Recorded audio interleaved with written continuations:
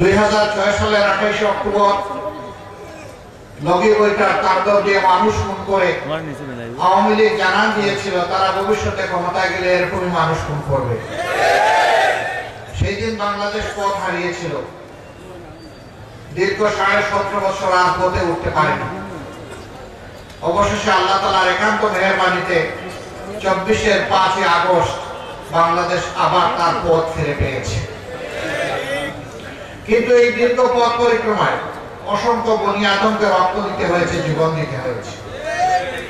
আমাদের মাথার তাজ শীর্ষ 11 জন কেন্দ্রীয় দায়িত্বশীলকে তারা খুন করেছে। কাউকে দিয়েছে ফাঁসি, আর কাউকে জেলের ভিতরে তারা মৃত্যুর দিকে ফেলে দিয়েছে। একজন কেবল আমাদের মধ্যে এখনো বেঁচে আছেন, কষ্ট, যন্ত্রণা, দুঃখ, ব্যথা নিয়ে।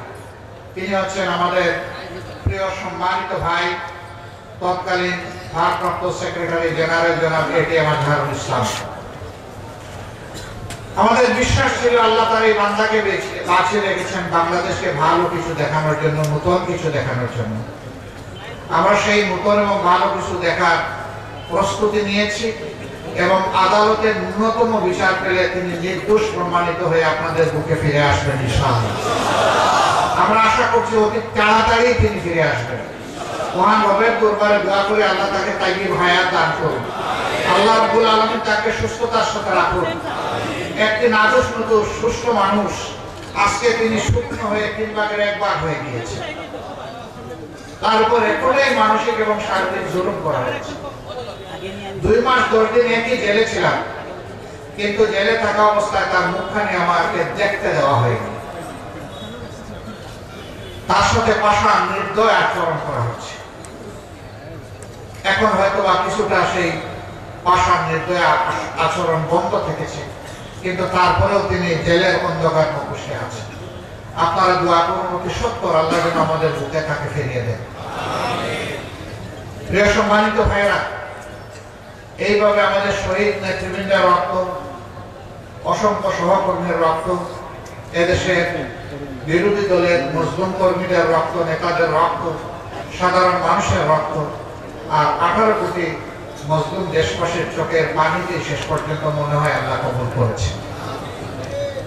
মহান রবের দরবারে শুকরিয়া আদায় করে বলি, রব্বুল আলামিন এইটুকু মেহেরবানি যখন করেছো, তখন এই দেশবাসীর উপরে তুমি পুরাটাই মেহেরবানি করো। এই দেশকে স্থায়ী শান্তির দিকে তুমি এগিয়ে নিয়ে যাও, আর স্থায়ী শান্তির শ্রমিক হিসাবে আমাদের সবাইকে কাজ করার তৌফিক দাও। আমরা যেন ওই শান্তির বাংলাদেশ বিনির্মাণে, একটা মানবিক বাংলাদেশ বিনির্মাণে আমরা যেন অবদান রাখতে পারি। আলহামদুলিল্লাহ, একটাই সংগঠন, সবাই স্বীকার করতে বাধ্য, কোন অপশক্তি তাদের সামনে এই সংগঠনের মাথা নত করাতে পারেনি। আমরা বারবার মাথা নত করেছি আমাদের মাহবুদের দরবারে, করতেই থাকবো, কিন্তু কোন অপশক্তির কাছে ইনশাআল্লাহ আগামীতে আমরা মাথা নত করব। দেশি বিদেশি অনেক ষড়যন্ত্র চক্রান্ত হয়েছে এই সংগঠনের বিরুদ্ধে। আমাদের কর্মীরা সীমাহীন ধৈর্য ধরেছে। এত বড় ক্ষতি অন্য কোন সংগঠনের বাংলাদেশে হয়নি যত বড় ক্ষতি হয়েছে জামাত ইসলামী এবং ইসলামী ছাত্র শিবির। এই সকল ক্ষতির ক্ষত আমাদের অন্তরে ছিল, সেই ক্ষত ছিন্ন বহন করে আগস্টের 5 তারিখ যখন পরিবর্তন আসলো, আমরা সারা বাংলাদেশের প্রিয় সহকর্মীদেরকে এবং দেশবাসীদেরকে আহ্বান জানিয়েছিলাম, শান্ত থাকুন, ধৈর্য ধরুন, প্রিয় দেশকে গড়তে সাহায্য করুন। আলহামদুলিল্লাহ, বাংলাদেশ শান্ত দেখেছে, ধৈর্য ধরেছে।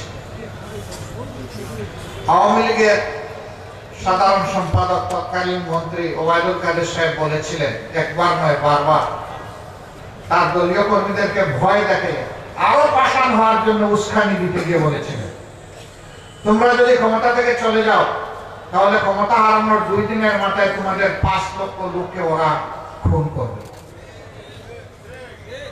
একথা তিনি বলেননি? বাংলাদেশের মানুষ প্রমাণ করে দিয়েছে, তোমরা পাগল হতে পারো, তোমরা ক্ষমতার নেশায় অন্ধ হতে পারো, তোমরা দায়িত্ব জ্ঞানহীন পাশবিক চরিত্রের হতে পারো, কিন্তু বাংলাদেশের মানুষ দায়িত্ব জ্ঞানহীন নয়। 5 লক্ষর কোনো প্রশ্নই আসে না। 2 দিনের মধ্যে 5 জন মানুষকে কেউ খুন করেনি।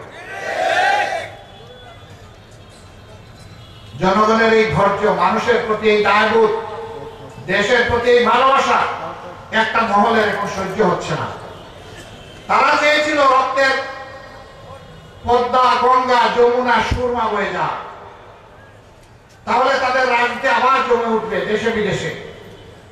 এটা না হওয়ার কারণে এখন তারা অশান্তিতে আছে, এখন তর পাচ্ছে, দেশের বিরুদ্ধে মিথ্যা প্রপাগান্ডা করছে, দেশ থেকে করছে, বিদেশ থেকে করছে। দেশের মর্যাদা ক্ষুণ্ণ করার জন্য মিথ্যা গল্প সাজিয়ে বিদেশি বন্ধুদেরকে তারা বিভ্রান্ত করার চেষ্টা করছে। অবশ্য পদে পদে তাদের সমস্ত ষড়যন্ত্র শয়তানি ধরে পড়ে যাচ্ছে। মানুষ এখন ঘুমে নয়, সজাগ। আর এই জাতি বিশেষভাবে এখন সজাগ।